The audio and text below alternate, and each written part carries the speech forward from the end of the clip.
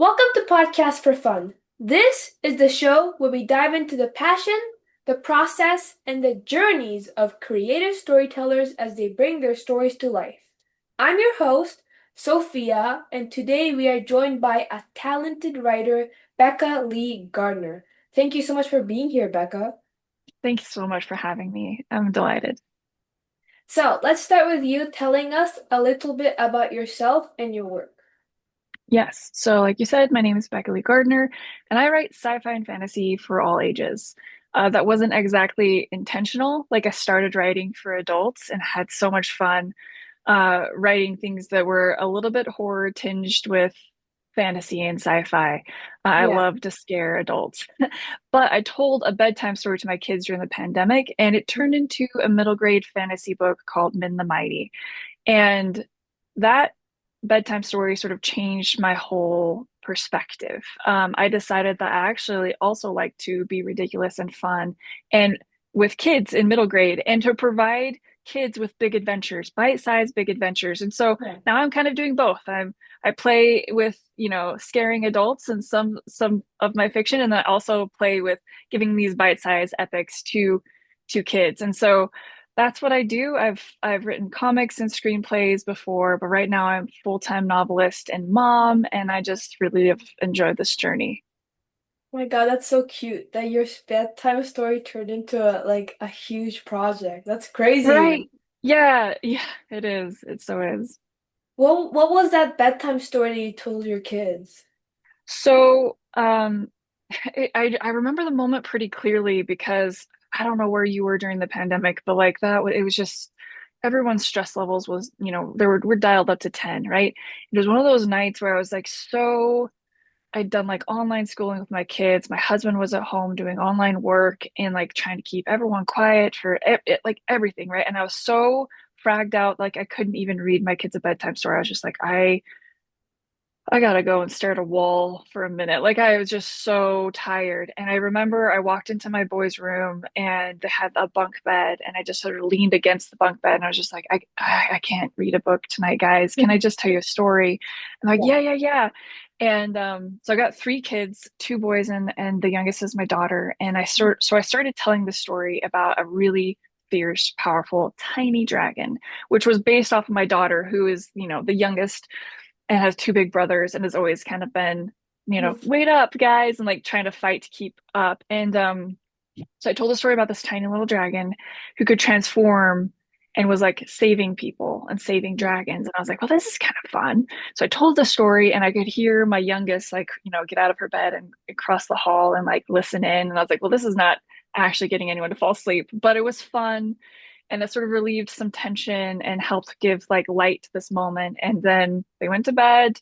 The next night they asked for it again, and I told another variation, and they went to bed. And then the next night they asked for a variation, and I went to bed. And then I think I conjured the will to be able to read them a story, because I was like, this bedtime thing, the story is not actually helping them sleep. So maybe we'll go back to reading a book. Anyway, so it was just like a few nights of telling this bedtime story, but then I was sort of in between writing other big projects, and writing in the morning during this time was like key to me keeping my sanity. I'm one of those writers that like if I'm not writing every day, I get really grumpy. Like my husband's like, "Hey, you should start another project." Like it's part of who I am. And so I didn't want to stop writing in the morning. So I was like, you know what? I already have this story. I already know the characters and the plot. And so I just sort of wrote it and put it away. And I never intended for it to actually be what it is. It was just sort of like a passion project. So yeah, it was sort of created on accident. So you were like writing something else? hmm Yeah, I think I just finished Mindstorm, which is like a sci-fi thriller novella. And I Mhm. was jumping into a different like space opera project. And both of those took a lot more world building, a lot more like, and so I was kind of in the phase where I was like, okay, I'm building characters and world building for the space opera, but I want to keep writing. So what's something that I already know the world of, already know the characters of, and I can just pick up and write? And that was what Min the Mighty was for me. So yeah. Okay, I'm kind of curious. Do you remember like snippets of like what exactly you were telling your kids? I just remember that it was a dragon that transformed and could transform into bigger dragons. Like that was the thing. And my kids loved that. It was like this tiny little dragon that nobody really saw. The bad guy didn't see, the other fighting dragons didn't see, but she could transform into big dragons. That was the only like seed of an idea that I remember clearly because I was so so fagged out. I was just like pulling from everything, just like trying to make a story that would would satisfy my kids and let me go to bed. So Your it was like such an interesting moment for me. Yeah. your kids sound like, they were like your little test audience. That's kind of They cute. it is and they still are. Like I have two more middle grade books coming out this summer. Mm, And they were the test audiences for that too. Even so much so that like I got the cover from my artist for the my second book coming out this year. It's called Cat Adventures and it's a choose your cat adventure story. And I um I showed my kids the cover. Like they're my first test subjects. I was like, hey, what do you guys think? And I get their reactions, like, oh, cool, cool, cool. Like, and when they're like eyes light up, I'm like, got it, right? Like, and I'll put like ideas by them, like, hey, what do you think about this character being named this? Or what do you think? It's funny because in a different middle grade book, it's called Bleep Blurp Murder. It comes out in June. mm. It's about like a tiny robot apocalypse that takes over a school. And I would play ideas around with them too. I'd be like, hey, what do you guys think about like drones dropping mashed potatoes on kids' heads? And they'd be like, Huh. yes. And I'm like, cool, like done. Like they are my test audience. Mm. And I love it. It's such a cool thing to bring them in together, bring us like we'll go on walks and talk about things. And yeah, it's just like kind of a whole family affair. It's a little bit unfair, in fact, that my name is the only one on it because I feel like in some way they're such big collaborators in the ideas and formations of these stories. Yeah. Also kids are like very honest, right? So I feel like if they don't like it, they'll just straight up tell you. Yes. Yes, they're like that is something that I've learned being first like an adult fiction writer and then having going into middle grade fiction is that like the honesty of the fans is amazing. Like either I do a lot of like in-person sells, like I go to conventions and fairs and like, you know, farmers markets and stuff. So I'm selling my books lots of places and have kids come up and they'll just like, nah. I'm like, okay, cool. Like I had so much rather have a little kid come up and be like, not my story. And I'm like, awesome, no worries. Than like Yeah. an adult that like might not have as like instant reaction. Does that make sense? They Yeah. it might not be their story, but they might still pick it up and read it and then leave like a 1-star review. You know what I Yeah, mean? yeah. But like a kid will instantly be like, that's not my story. And I'm like, cool. But when they do love it, oh my gosh, Sophia, it's like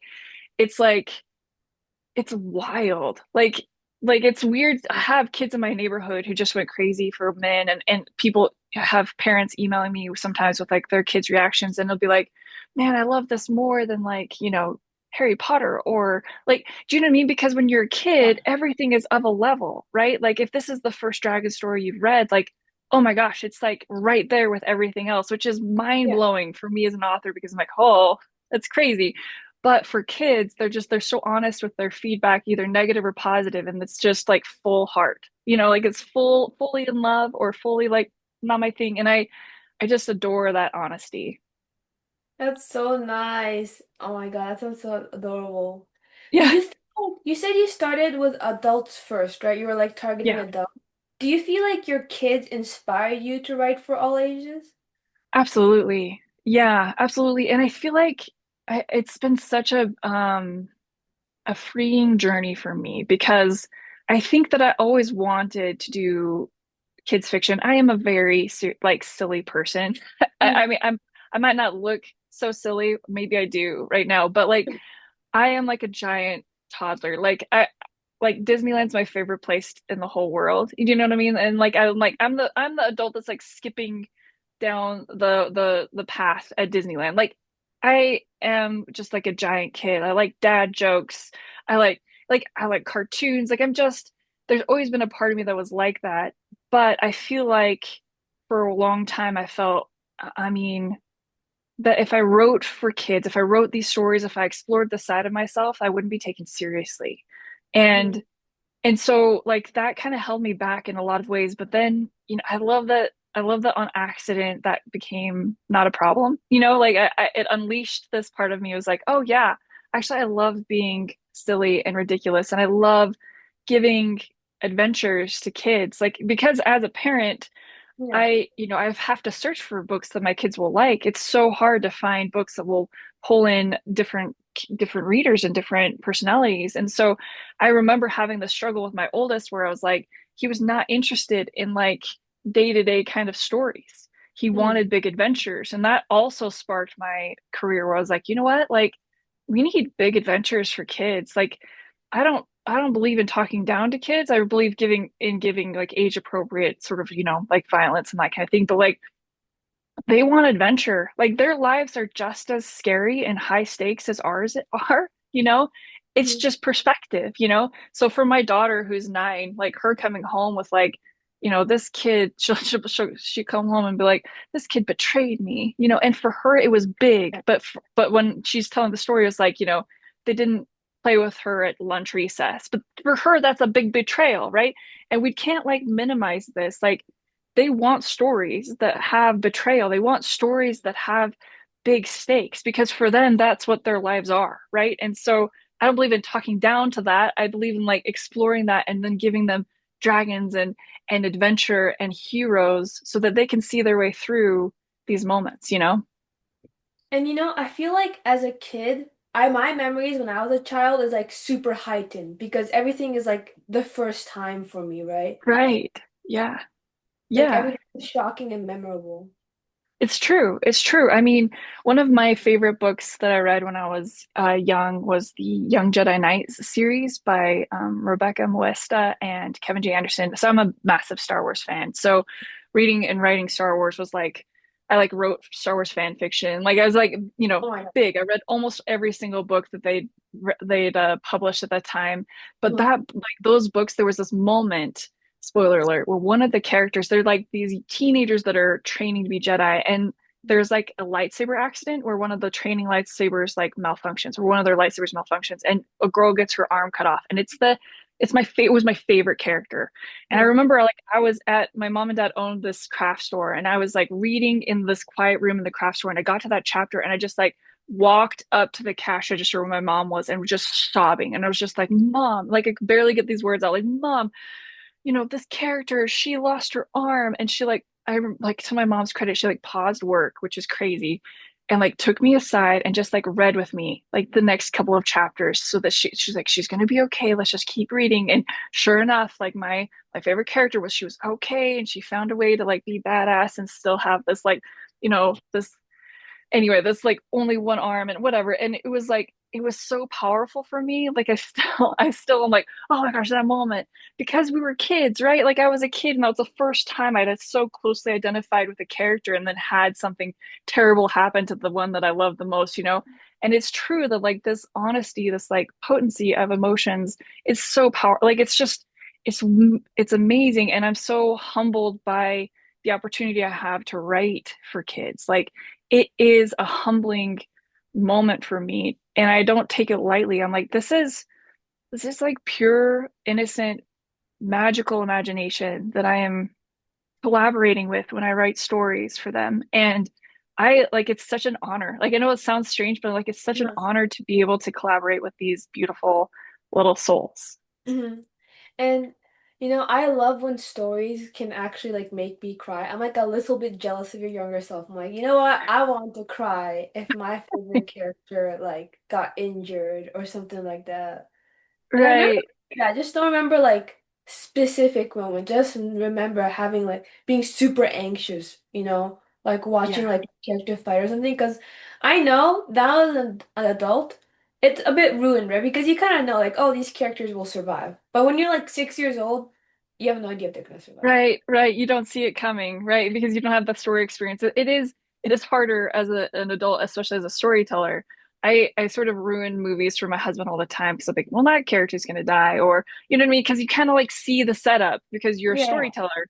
And I just like I just read a book. I have like a new favorite author named M.R. Carey, Oh. and he wrote The Girl with All the Gifts and The Boy on the Bridge, which are like kind of like zombie, like The Last of Us meets Matilda, Mhm. if you were to combine those two. And talk about a story that surprised me and made me emotional as an adult, like I highly recommend those. I'm always like, again, it's hard to be taken, by surprise as an adult and a storyteller, Yeah. but man, those did both, and it was just lovely. Like I was like, oh my gosh, and so this can still happen.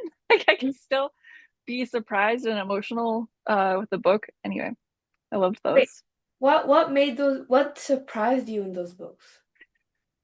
I don't want to give away any spoilers, but there's like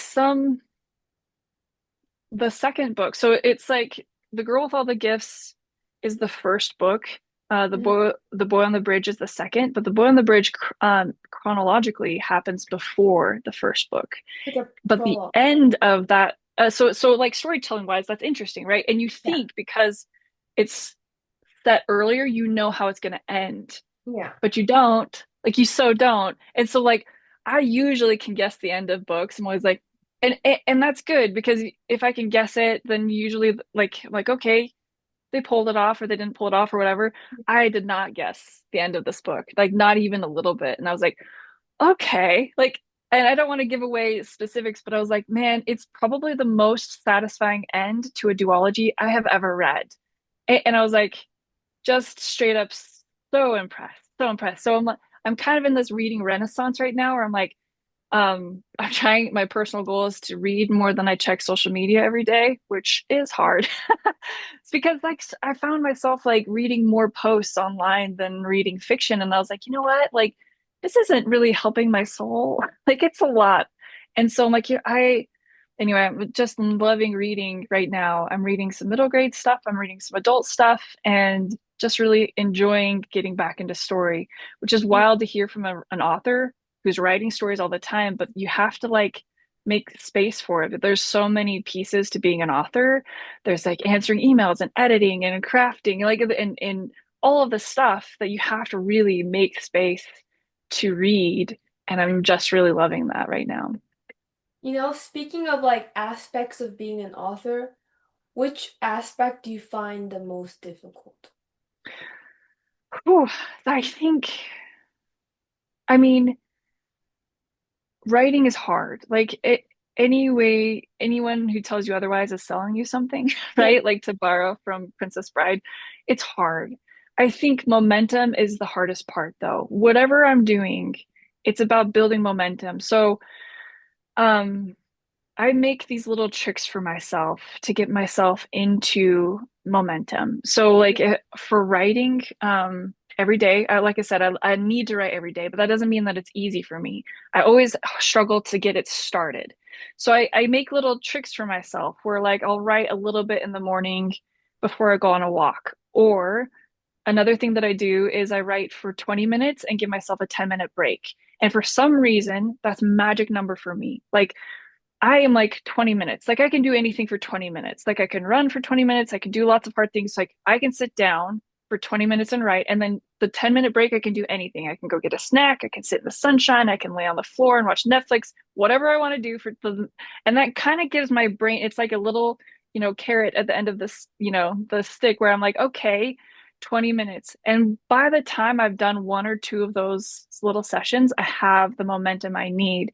So for me, it's like, I do the same thing with editing though. Like, well, while I'm editing, I'm like, oh, I'd so much rather be writing, but I Yeah. need to be editing this book. And so I'll do the same kind of things where I'm like, okay, well, I'll edit a little bit here, or I'll set the 20-minute timer, or I'll put on music that I really like, or like it's all for me. The hardest part is to like start the momentum. It's like that blank page, it's the new day. All of that is difficult. And so I make these little tricks for myself where I'm like, I always start the next chapter. If my timer ends and it's like the end of a chapter, I don't stop there. I always give myself a couple of sentences on the next chapter because blank page is so difficult. That's like one more barrier for tomorrow's Becca to handle. So I'm always trying to like build that momentum because once I'm going, I love it and I know I love it. It's a lot the same as like starting a run where you're like, I don't know if Yeah. you like running, but you're like the first half a mile of a run always sucks. Like it always does. Even sometimes the first mile. It's only experience that lets you know that like, okay, once I get through this, I get a rhythm and it's okay. And it's the same thing for me for writing. So like momentum and just like getting through that first like, I'd rather just like lay here and scroll Facebook or whatever. It's that that I'm always fighting with. And I'm always asking other professionals, like, how do you get there? Like always learning new tips and tricks to like, Yeah. how do you access your creativity and like what works for you? Because it's always good to have more tools in your tool belt as far as that goes. I'm gonna use that. That's smart. Because I Yeah, struggle it with. yeah, I found like honestly last year I wrote I published 6 books, 6 min books, but I wrote 2 additional books. So I wrote 8 books last year, and that was in the midst of me doing, I think I counted up 12 selling events, but that included like San Diego Comic Con, like lots of big Comic Con, like lots of cons, lots of traveling out of state. I think I traveled to 5 states, maybe 4. And I have 3 kids at home, so it was like busy, busy, busy. And Mm-hmm. the key, like the one thing that really like led me to that was that 20 minutes on, 10 minutes off. Like and doing it every day. Like I my word counts are not things that I post online because they're not crazy big, but like Hmm. consistency will get you that. Like it's crazy how much consistency just is such a winning trait. And I was so ashamed of it for a while because I'm like, man, I just don't get like big word counts. I'm not like, I mean, sometimes I did at like the end of a project, I'll get like this rush at the Yeah. end when I kind of like see the finale. I'm like, oh yeah, yeah, I know what I'm doing, but most of the time they're not huge word counts per day. But like consistency last year really, really like it was a lesson for me to know that like, okay, small and steady, like it will get you where you want to go. And that like 20 minutes on, 10 minutes off was just magic for me. So yeah, I highly recommend it as a trick, even if you're editing, if you're writing, like whatever you're doing, try it because I found that I got better word counts in 20 minutes than I would for an hour Hmm. because like my brain would just like focus like on this one task, like just focus for 20 minutes and then you get a break. And then Yeah. in that break I would be doing dishes or whatever and I would think that I was taking a break, but my brain was working on Like the next something plot. forward. Yeah, Yeah. yeah. But it's just like I was just like tricking my brain, like, no, no, we're not working, we're not working, we're like doing dishes. And then when I got back to the keyboard, it was like another spurt. And it's like, so I just did much better that way. And I can like it's hard for me to say that I don't have 20 minutes today to write. Like no Yeah. matter what is going on, it's like, well, I got 20 minutes. I spent 20 minutes looking at cat videos. Let's be Yeah. honest. Yeah. Yeah. Wait, then how do you like write something when you have days? Don't you ever have days where you don't know what to write, even if you know you have to write for 20 minutes? I mean, most of the time I'll find something. Like, um, I it's like it's a muscle thing. Like when you start writing every day, at least this was what my experience was. When I started writing every day, my brain got in the habit of giving me at least that quotient of story every day. Now there are times where I'm like a little bit lost in the Mm. story. And it doesn't mean that like I borrowed this from Todd Fonostock, who's one of my best friends. And he's like, just because the reader reads in order doesn't mean you need to write it in order. So like sometimes I will write something ahead or behind or something like that from where I'm at to get me Yeah. unstuck. And another thing that I'll do is I'll change the writing 20 minutes to a brainstorming. So something that I'll do is I'll like, okay, I don't know what to do next, Becca. This is your characters in a room and they only have this and this and this and they need to get here. I don't know what to do. I'll make a list. Like sometimes I'll even roll a dice. Like, okay, I roll a d20. I'm like, okay, I got 17. So Yeah. in the next 20 minutes, I got to come up with 17 different ways they could get out of this room. And I Hmm. have to get the list done before the timer beeps. Now that always like the beginning of that list is always derivative bull crap, not anything good. But the end of the list usually gets me somewhere where I'm like, oh, like there are vents in this room, or oh, like it will shake something loose where I'm like, okay, that's what I'm gonna do. Like, and like I love that just like putting my brain on because I trust that my creativity has something. It's just farther back than Yeah. than I have, than I need. And so like I just need to bring it forward. A walk is also helpful. Like sometimes I'm like, I'm a little stuck. I'm gonna go for a 20-minute walk. And then when I come back, I'm gonna write, no matter what it is. And like giving myself permission to write something that's to write a crappy novel. I know that sounds bad. You're like, you should never write a crappy novel, Becca.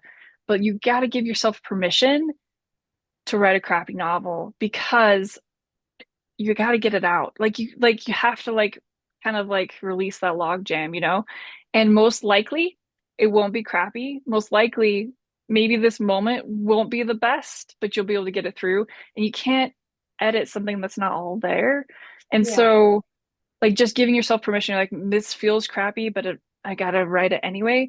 It's so interesting because when I give myself permission to do that, I'll write that scene or that chapter, and then when I've finished the book and I'm going back through and I'm like, oh yeah, there was that one part where I was right. I felt like it was so bad, and I can't find it. like, there's so much of the creation process is how we feel about it, right? So there are moments where I look at my book and I'm like, oh, there's something wrong here. Like I get that kind of like feeling inside me. I'm like, it feels like my creative self is like, whoa, whoa, whoa, slow down. We missed something. We missed a turn. Something's wrong. That is a feeling. But there's also this feeling that's like, whoa, whoa, whoa, whoa. Everything's bad. Everything's bad. All of it's bad. It's a terrible book. Whoa.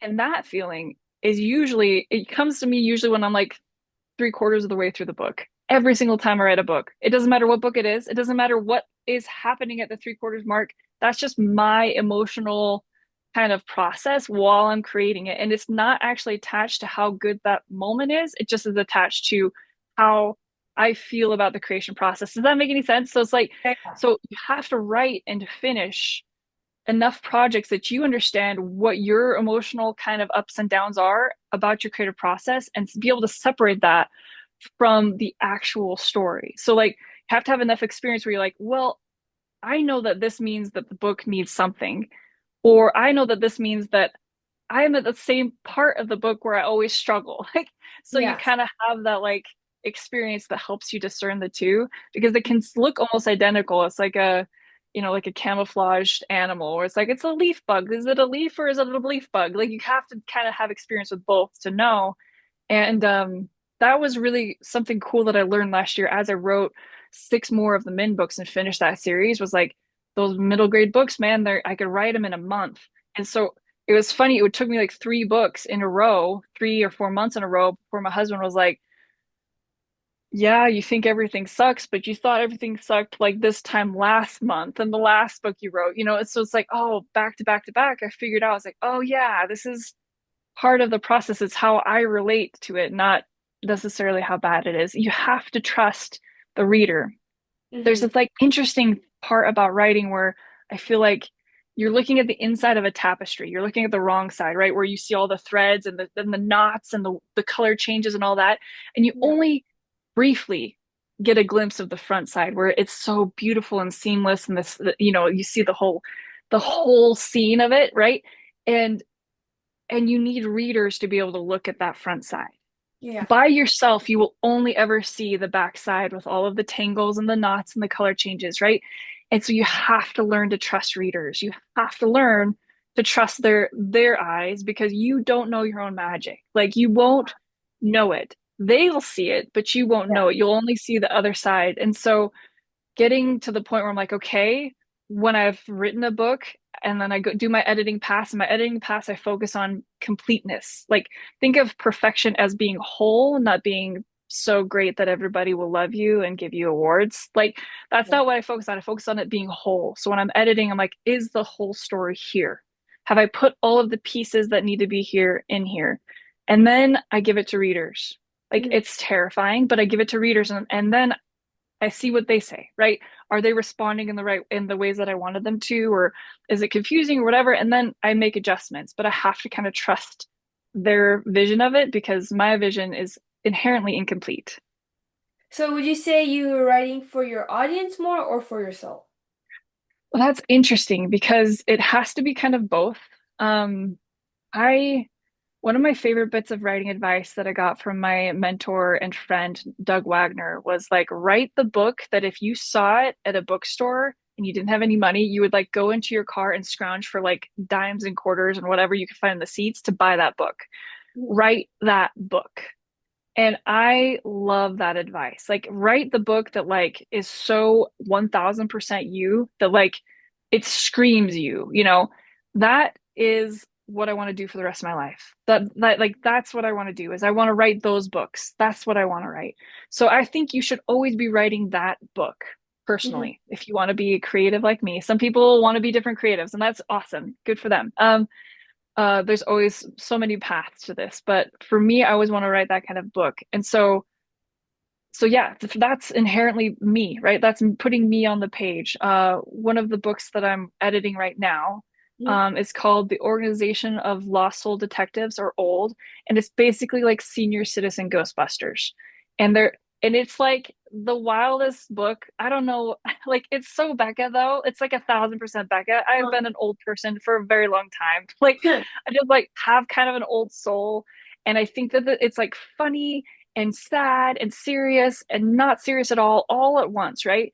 That's a book I didn't know that anybody would love, but now I have people who are like loving the idea, loving the draft, right? Like, so I wrote it for me. It's 100% me. But then when it comes to getting it all the way from draft to a book out in the world, I have to trust readers, right? So then there's a certain point in the process where I'm like, yeah, readers need to be a part of this. And how are they responding? How do I make this the best experience for them? So Yeah. it's kind of both, to answer your question in a very long way. Yeah, it's so funny you say like, oh, I'm kind of an old soul, because to me, you kind of sound like a young soul. It kind of sound like me a little I'm bit. both. I'm But both, right? Right? Like I yeah. told you, I was like I'm a giant kid. I'll be skipping down the lane in Disneyland, but I'm also like on my honeymoon. My husband and I were on a cruise, and I was like, I got married really young, so I was like 19 on this cruise, What? and newlywed, 19 on this cruise, and I am, like cruises, you have these breakfast buffets where you can get anything, and I am in line with all the old people getting oatmeal for breakfast. Like that's what I did. My husband is getting like stacks of bacon and eggs and pineapple, and I'm like coming here with like I'm so excited about this like oatmeal with like raisins and stuff, and he's like, how old are you? Like, you know what I mean? Like there's a part of me Yeah. that's just like, get off my lawn, I want oatmeal. Like it's just like a little bit of Becca is like that. And so it was this book old is just so fun to just explore different parts of me, right? Like this like um this old part of me, this old soul. Yeah, it's interesting. I can't believe you're 19. I'm 19. I was 19 when I got married. I'm not 19 now. Not 19 now. Yeah. 36 right now, but I was 19, yeah, when I got married. But yeah, that's yeah, I wasn't even old enough to get drinks to I drink know. any alcohol on the cruise.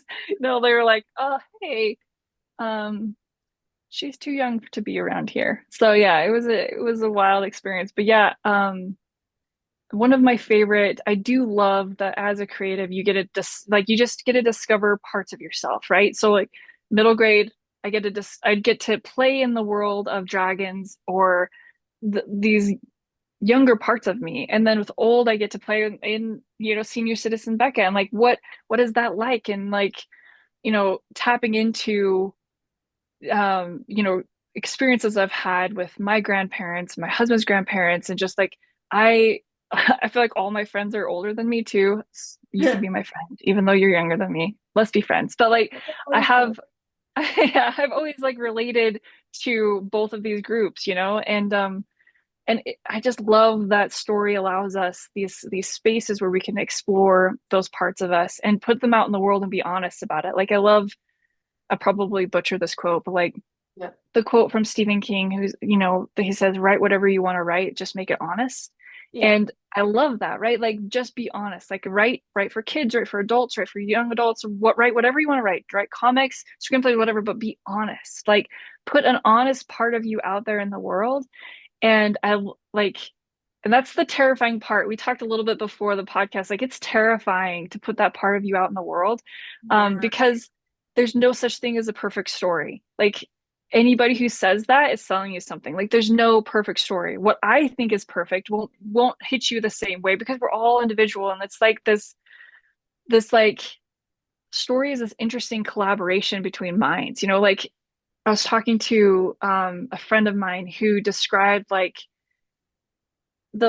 every time somebody reads a story, they kind of create their own piece of art. And it's that like that's their version. Like like when you read a book and you pronounced a character's name or imagined a character a certain way, and then you talk to someone else who read the book and they're like, oh, no, no, no, no, that Yeah. character is this way. And you're like, no, but that doesn't match because each person who reads a story creates their own piece of art and it's distinct from everybody else's. It's such a cool, creative, like, I mean, it's amazing. I can't think of another medium of art that does quite that same thing. And it's just like, be honest with that, right? Be honest with your storytelling so that you can create something beautiful between you and each reader. And I really do believe like in the one reader. Like I know that it's really popular and exciting to talk about like, wow, like hundreds and thousands of readers and I got this many reviews and all that stuff. But like, that's cool. And I love that. Like I love that for people. But I don't ever want to get to a point where I'm not so tickled by like one reader. Do you know what I mean? Where like one person comes up and is like, wow, Becca, like this little kid comes, like, I had this experience. I was selling books last summer at a Scottish Highland Festival, which is like not a place you'd think that a writer would be, right? And I'm selling it and it's like 100 degrees. It's so hot and I am not made for the heat. Like this girl is a Viking. Like I belong in snow and rain and clouds, right? Like and so I Yeah. was like just dying, just looked like I was gonna melt into a puddle like a wicked witch. And this dad and little boy come up to the table and the little boy looks like he's trying to like disappear into his dad. Like he's so nervous, right? And the boy is probably like maybe 8 or 9. And the boy is like, this is a, did you know this is an author? Did you know this is an author? And he's like, like looking real nervous at me. And so the boy would not say like a single word. He was so scared. And the dad's like, what is your book about? And I tell him about Min and how it's all about this dragon who, you know, she's gonna go and remind all the dragons of who they are, these big elemental dragons that are sleeping, and talk about it. And he's like, okay, I'll take the first book. I had 3 books out at the time. And he's like, I'll take the first book. And I sell him the first book and they leave. And I was like, well, that was amazing. Like this little boy was, I hope that he likes it and reads it. The next day, at the start of the day, this little boy's dragging his dad and another adult to my booth with like all the intensity. And the dad was like laughing. And he was like, we couldn't go anywhere until we got books 2 and 3. He read the first book last night. And Oh, and it was oh, like you know what I mean? Like it was like, yeah. oh my gosh. Oh my gosh. Like this little boy was like so into it, right? So into it. And like that's just amazing. Like what a cool opportunity we have again to like be able to connect with minds. Like it's so humbling. Like it's so humbling. I think about it all the time like wow. Like we get to do a little piece of art with other people and their imagination. Like that's the coolest magic trick I've ever heard. Like that's so cool. And we get to like share it together when he's talking about men and I'm talking about men. It's like that's a moment, right? And I think like I don't know. Again, I'm just so humbled and excited at that we can do that, right? Like that like we get to do that. There's no one that stops us, right? That's amazing. That's like the beauty of human art, right? That's so Yeah, nice. It's so right. sweet. And if you get so caught up in it being perfect, right? If it like being perfect, I might not have ever put that book out, right? Mhm. Like if I had let the demons win on that, and there were a lot of demons that were in between me and publishing the first Min book and then me publishing any others. Like there were a lot of self-doubt and a lot of obstacles. And if I had let any of them win, then that little boy wouldn't have had that dragon story. Do you know what I mean? And it's like that's the real perspective shift that I have to like kind of put myself through almost every day, probably weekly at least. But like man, we got to get out of our own way. We got to get out of our own way because story is so powerful. Story helps people feel hope. Story helps people imagine something better. Story helps people have compassion for characters that they only have in their head. Story helps people know that you can defeat evil, right? Like that you can defeat your own like faults and weaknesses, but you can also defeat the things that are in front of you. Whether that thing is depression or that thing is a dragon, you can defeat it. Like that's what story gives you. And man, it's so cool that we get to do that. Like that we get to help people with that. Mhm. I mean, we've been like apparently that we've been telling stories to each other since like caveman times, right? There's like little drawings and Right. like, right? Right. Yeah. Yeah. I mean, clearly I'm passionate about telling story. Like I'm Of course. pontificating over here. Mm. Like I think story is more for me, story is how we thrive.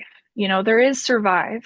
Survive is so important. And I accept, I know that being able to immerse yourself in story is a privilege, right? Like there's a lot of privilege that happens here. Like I can read, I can lay on my bed and read for a couple of hours because I'm not worried about food and shelter and safety, right? There is so much privilege with that. But when survival is taken care of, story is what helps us thrive. And Exactly. story helps us like see a community. Story helps us like make sense of the world. Story helps us like with all of those like really, really primal things. Yes, exactly. That's you're so good at like articulating your thoughts. Oh my gosh. Thanks. Thanks. I clearly have a lot of passion and energy about the topic. So thanks for letting me, you know, go on. And you have like the practice from writing all your thoughts down and perfecting your words, right? Oh, yeah. Honestly, I get like this might surprise you, but I don't talk a lot in groups. Like I Really? don't. Yeah, yeah, yeah. I I am mostly introverted, like most of the time. But when I'm talking about story, I know, right? You're like, Becca, are you sure? But when I'm talking about story, it like just gets a different part of me out because this is like I didn't think that I didn't think that people could do this for a living. Like I loved story for so long. I mean, I remember the moment when I was probably 6. And I just watched Dragonheart, which is probably not a movie you've seen, but it was such a cool dragon movie. And I just watched it with my family and I was just like bubbling with excitement, just like literally just like probably vibrating. Like I was a very intense, passionate little kid. And I was like, I want to write a story. I want to write a story like that. And my sister, who is like 7 years older than me, she wanted to be a writer too. And she was like, okay, Becca, like I'll type it out for you. You just tell me what the story is. And I just remember flopping on her bed and just like telling the story.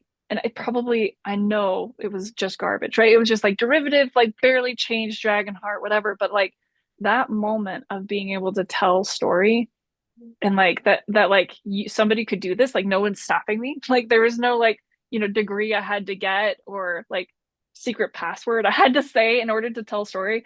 Is just I'm still so excited. I sort of feel like a thief, like I've somehow like crossed this line and become a storyteller and nobody's figured me out yet. No one stopped me and they might. I think it's good that's what you thrive on. It's like you were born to be a storyteller. Yeah. I mean it's yeah, I love it. I love it so much. And I have lots of people come up to me like, "Man, I have this story idea, like this novel idea, and do you think I should write it?" And my answer is always yes. Always write, like always tell that story. And it doesn't matter. Like not everyone has to make it a profession. Like not everyone has to be writing every day. And like not everyone has to be doing it the way that I do it. Yeah. But I think that everybody has a story in them. Like I really, really do. And I think that being creative fills your soul. Whether you're creative is like I like to crochet, or whether you like to like, draw or doodle or make jokes or whatever kind of creativity that you love, like it fills your soul. And so if anybody is like, should I write that story? I'm like, yes, write that story. Absolutely write that story. Because what's the downside of it, right? If you write a story and it's not great, there's no bad story police that are going to come and take your house, right? It's just people probably aren't going to read it, and that's Yeah. okay. Like, Yeah. but you get to write story, like for sure. If that's your calling, if you feel drawn to it, always yes, always yes. So did you always knew that you were gonna be a writer? Like, did you go to writing school? Like, did you learn English? Yeah, I mean, I always wanted to. Mm. Um, and like I said, like when I was 6, I remember writing that first story or like dictating it at least. Yeah. And that, yeah, yeah, from Dragonheart. And so I always wanted to, but I didn't think that it was a viable path for a long, like I was just like, well, that would be so cool, but so would be like, well, being a Jedi. Like for Yeah. me, being a writer was like the same as being a Jedi Knight. Like, would that be so cool? like, wouldn't it be so cool if I had the force? But I never thought that it was actually something you could do. Mm. And so I did go to school. Like I went to college, I got a degree in English literature, but I was aiming myself to being a lawyer. Like I was like, I'm gonna get my bachelor's degree, right? Be like That's such a so ridiculous different. lawyer. Yeah, right. Right. I was like, I'm gonna get my bachelor's degree in English and then I'm gonna apply to law school. And because I was good at writing, I was always good at writing. I Mm. worked at some law firms and it the workload and like just like the day-to-day stuff, I was like, I don't love this, right? I don't would not thrive. Like I could do it. Like I feel like I could go to law school and do well, but like the day-to-day of being a lawyer would not be my jam. And so I was Yeah. like, well, what do I want to do? And at that point I was married, I started having kids, and I had a friend who wrote a novel and she's like, hey Becca, you're a writer. Would you read my novel? And I was like, well, hold on. Like, you can just write novels? Like, for some reason, I like that hadn't really connected. I was like, holy cow. Like, you can just write a novel. Like, how? And so then I turned all of my attention to it. So that was probably 20, 2012 is when I was like, oh, like I mean, like I could do this. And so, and then I started writing short stories. Again, like I didn't have the confidence immediately to be like, I'm going to write a novel. Like Yeah. I tried, and then I was like, and then I started writing short stories. That was a good practice for me to like beginning, middle, end. I got there. Yeah. It was always like so intimidating for me to be like a novel. Like novels were they were the holy grail of storytelling. Yeah. And so I had like so much reservation about like, wow, can I do that? Like, so I wrote short stories and I wrote comics and I wrote screenplays, and all of it was beautiful storytelling practice and beautiful moments for me. But it all led back to my one true love, which was novels. And so now I'm Yeah. full-time novelist. And so it was like kind of like a circular path for me to like get the confidence in myself to write the thing that I loved. So, as a beautiful One Love novelist, what would be an advice you give to the aspiring storytellers watching this right now? You know, there's like I mean I've probably peppered in some of the advice I would give already. Some of my favorite advice is be clear, not clever. That's from Todd Fonestock, one of my best friends and mentors. And the heart of that is that anytime you're trying to be clever on the page, you're trying to prove something, right? You're trying to prove that your ideas are smart. You're trying to prove that your characters are dynamic. You're trying to prove these things. And that typically alienates the reader. Like it confuses us, it complicates the thing. If you try to just be clear, your natural cleverness will come out. You are inherently clever. Trust that. Trust that your ideas have merit and just be clear. And that was like a big moment for me when I started to trust my ideas, my story, myself, and just be Mhm. clear with the reader. That's when people started connecting with my stories. That's when, again, be honest, right? Whatever you write, be honest. And it requires trust and it requires bravery and it's terrifying. Yeah. But on the other side of it, you can make a connection. So I love that. I love be clear, not clever. And I think to like add on to that, um write that book, right? Be so 1,000% you and your story that no ghostwriter could pick that story up and finish it for you. Like if you died right now, no one would be able to finish that because it's so 1,000% you. And the reason why that's so important is lots of reasons, but two main ones for me. First, that will find you the readers that you love. If you write something that's so you, the people drawn to it are going to be people you like. Do you know what I mean? They're Yeah. not going to be like if you write things that you only kind of like and they love it 100%, like going to be a weird exchange, isn't it? You write something that's 1,000% you, you are going to adore your fans. There's going to be a genuine connection. But the second thing is that it has for me turned down that competition demon so much. Like the voice in my head that's like, well, Becca, what if you're not as good of a writer as this person or this person or this person? You know what I said? You know what I tell to that voice? I'm like, okay, but they couldn't write this book, so that's Exactly. okay, right? Like Yeah. they can't write what I'm writing because my what I'm writing is so 1,000% me. I'm the only one who can do it. So for better or worse, I'm your guy, right? And so Yeah. makes it so that you don't have to be the best ever. You just have Yeah. to be your best for that story. So that's my favorite. That's so beautifully said. I would Thanks. I always tell myself that I'm the only competition. Like I'm my only competition, right? Exactly. Yeah. Yeah. Every day, it's all about getting out of your own way. Like that's it. That's your biggest stumbling block, your biggest barricade to your dreams. It's getting out of your own way. It's not agents, it's not editors, it's not publishers, it's not readers, it's not social media, it's not algorithms. Those are challenges, those are Yeah. obstacles. But your biggest challenge, your biggest obstacle is getting out of your own way. The rest of it is doable. Like it's doable. You'll find your path, right? But you have to figure out a way to get out of your way, right? To like unleash your creativity, to be your full self, to be honest, to be brave, and to really just like be consistent. And and then see what happens, right? Like let the consequences follow. And it's interesting like it's easily applied while you're writing, but it's also applied when you're like talking to your people about your stuff too. I'd approached like I've been doing a lot of outreach to local comic book shops and stores and bookstores and stuff to like about my book. I'm an indie published author, and but I live in an area that loves locals, right? And most people do. And so it takes the same get out of your own way bravery to go approach those people to be like, hi, I am a local author and here's my book. Would you be interested in having an event? Or, you know what I mean? Like that is also getting out of your own way. So you get out of your own way when you're telling the story, you get out of your own way when you're presenting it to people because people want story. Like you have to like know that they want story. These bookstores want to help locals. They want like just make it a given that they want what you have and get out of your own way. Like let them get that, you know? That's the hardest part for It me. is. Yeah. Yeah. I'm trying I my say, best. oh, go ahead. Sorry. No, sorry, I just said I'm trying my best to, get through that. Yeah. I mean, it's easy for us to talk about here, right? And definitely it's messy when you're doing it. Like just the other day, I was at a comic book shop. I had been there 2 months ago.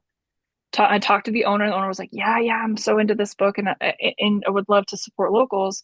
And he's like, "Email me." And so I emailed him, and he didn't answer. And then all of my demons came crashing in. They're like, "Becca, he doesn't want your stuff. He didn't like your stuff. He must have looked at your stuff and he didn't like it." And then the better part of me was like, "You don't know that. You need to go back. You need to go back and face to face. He's probably distracted. He's probably busy. It's probably a million other reasons, not just that he didn't like my stuff."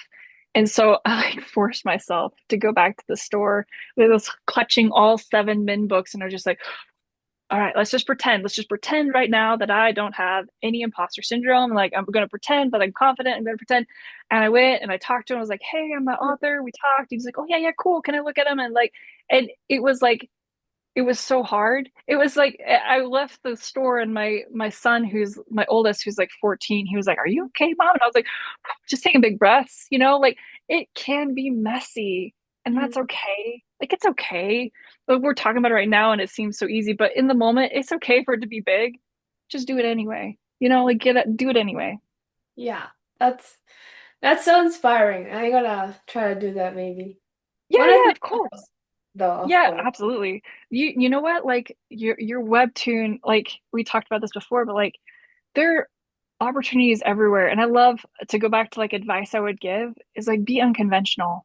Like be unconventional right now. Like don't um the publishing industry is basically the Wild West, right? Like you get to make your own town now, right? You just find your little fandom and make your own town, and that's what you do, right?